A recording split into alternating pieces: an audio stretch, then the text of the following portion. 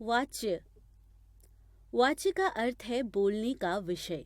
बोलने का विषय वाक्य द्वारा पूर्ण होता है। जो वाक्य हम बोलते हैं वह या तो कर्ता प्रधान होता है या कर्म प्रधान होता है या भाव प्रधान होता है। नीचे दिए गए वाक्यों को पढ़िए और समझिए। माँ खाना पकाती है। बच्चे द्वारा फल खाया जाता है। अध्यापिका से बच्चे पढ़ाए नहीं जाते। इन वाक्यों को पढ़ने से पता चलता है कि पहले वाक्य में क्रिया कर्ता के अनुसार, दूसरे वाक्य में क्रिया कर्म के अनुसार तथा तीसरे वाक्य में क्रिया भाव के अनुसार प्रयोग की गई है। क्रिया के ऐसे प्रयोग को ही वाच्य कहा जाता है। क्रिया का वह रूपांतरण जिससे यह पता चले कि क्रिया का प्रधान विषय कर्ता, कर्म या भाव है, वह वाच्य कहलाता है। वाच्य के भेद। वाच्य के 3 भेद हैं: कृतर्वाच्य, कर्मवाच्य, भाववाच्य। कृतर्वाच्य जब वाक्य में क्रिया का प्रधान विषय कर्ता हो, अर्थात क्रिया का लिंग वचन और पुरुष कर्ता के लिंग वचन और पुरुष के अनुसार हो, तो उसे कृतर्वाच्य कहते हैं। जैसे रीमा पुस्तक पढ़ रही है, अंकित हिंदी पढ़ाता है, अलका विद्यालय जाएगी, मैंने खाना खा लिया। इन वाक्यों में क्रिया को करने वाले अर्थात कर्ता के अनुसार क्रियाओं का प्रयोग हुआ है, अतः ये कृतर्वाच्य की क्रियाएं हैं।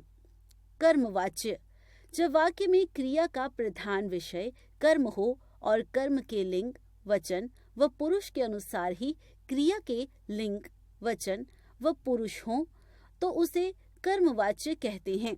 जैसे अमन से पुस्तक पढ़ी जाती है, मोहन से पत्र लिखा जाता है, किसान द्वारा हल चलाया जाता है, हलवाई द्वारा मिठाई बनाई जाती है। इन वाक्यों में क्रियाओं का प्रधान विषय कर्म, पुस्तक, पत्र, हल तथा मिठाई है, अतः यह कर्मवाच्य की क्रियाएं हैं। भाववाच्य जब वाक्य में क्रिया का प्रधान विषय ना कर्ता हो ना कर्म हो, बल्कि भाव अर्थात क्रिया का अर्थ ही उसका प्रधान विषय हो, उसे भाववाच्य कहते हैं। इसमें क्रिया सदैव अन्य पुरुष, एकवचन और पुल्लिंग में प्रयुक्त होती है। जैसे मरीज से चला नहीं जाता, दादी जी से बैठा नहीं जाता, मुझसे सोया नहीं जाता, बालक से डरा जाता है। इन वाक्यों में क्रियाओं का प्रधान विषय कर्ता और कर्म नहीं बल्कि भाव है, अतः ये भाववाच्य की क्रियाएं हैं। वाच्य परिवर्तन। वाच्य परिवर्तन 2 प्रकार से होता है। कर्तव्यवाच्य से कर्मवाच्य में। कर्मवाच्य केवल सकर्मक क्रियाओं से ही बनते हैं। कर्तव्यवाच्य के मुख्य कर्ता के साथ से या के द्वारा विभक्ति जोड़ा जाता है। क्रिया के लिंग तथा वचन का प्रयोग कर्म के अनुसार किया जाता है। कर्म के लिंग तथा वचन के अनुसार जो क्रियाएं होती हैं, उसके साथ जा धातु रूप जोड़कर साधारण क्रिया को संयुक्त क्रिया बना दिया जाता है। कर्तव्यवाच्य, कर्मवाच्य। अनु पत्र लिखती है, अनु से पत्र लिखा जाता है। गोकुल पुस्तक पढ़ता है, गोकुल से पुस्तक पढ़ी जाती है। मदन भोजन करता है, मदन से भोजन किया जाता है। कर्तव्यवाच्य से भाववाच्य में क्रिया को अन्य पुरुष तथा पुल्लिंग एक वचन में कर देते हैं, कर्ता के साथ से जोड़ देते हैं। कर्तव्यवाच्य के काल भेद के अनुसार जो क्रिया रूप होते हैं, उसमें जा धातु रूप जुड़ जाता है। कर्तव्यवाच्य, भाववाच्य।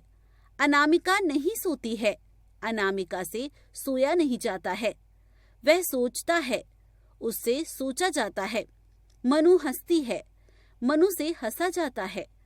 दादाजी नहीं चलेंगे, दादाजी से चला नहीं जाएगा। अतिरिक्त जानकारी। भाववाच्य केवल अकर्मक क्रियाओं से बनता है।